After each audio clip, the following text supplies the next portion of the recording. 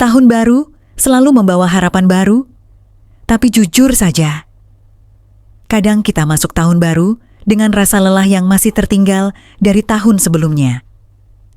Kalau 2025 kemarin terasa berat, banyak kebutuhan, banyak pengeluaran, dan kadang uang seperti lewat begitu saja. Tenang, kamu tidak sendirian. Di video ini, kita akan bahas cara sederhana mengatur keuangan di tahun 2026. Bukan cara yang ribet, bukan teori yang bikin pusing, tapi langkah kecil yang realistis dan bisa dilakukan dari rumah. Langkah pertama mengatur keuangan bukan menambah penghasilan, tapi menyadari kemana uang kita pergi. Banyak dari kita merasa, kok uang cepat habis ya? Padahal kalau ditanya habisnya kemana, kadang kita sendiri bingung. Coba mulai 2026 ini dengan kebiasaan kecil. Catat semua pengeluaran, tidak perlu langsung rapi. Bisa di buku kecil, bisa di notes, HP. Beli beras, tulis. Jajan anak, tulis. Kuota, tulis. Bahkan kopi sachet pun tulis. Karena kebocoran kecil, kalau dibiarkan, lama-lama jadi banjir besar. Setelah mencatat, kamu akan mulai melihat pola. Mana yang benar-benar kebutuhan, mana yang hanya keinginan sesaat. Kebutuhan, makan, listrik, air, sekolah anak. Keinginan, scroll marketplace tengah malam, check out karena diskon, padahal di rumah masih ada. Tidak salah punya keinginan, kita manusia, wajar ingin menyenangkan diri, tapi di 2026 ini, kita belajar menunda, bukan melarang. Bukan berarti tidak boleh beli, tapi bertanya dulu. Ini penting sekarang, atau bisa nanti?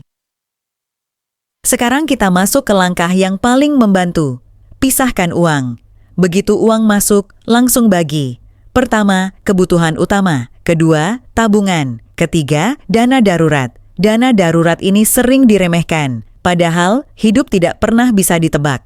Motor mogok, anak sakit, atau kebutuhan mendadak lainnya. Kalau ada dana darurat, kita tidak panik, tidak pinjam sana-sini.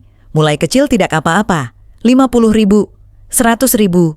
Yang penting konsisten. Banyak orang gagal menabung bukan karena tidak punya uang, tapi karena tidak konsisten. Kadang semangat di awal bulan, tapi di tengah jalan lupa. Mulai 2026 ini, buat aturan sederhana untuk diri sendiri. Begitu uang datang, tabungan dulu. Bukan sisa di akhir, walaupun cuma sedikit. Sedikit tambah rutin sama dengan hasil nyata. Ingat, bukan besar nominalnya yang penting, tapi kebiasaan yang kita bangun.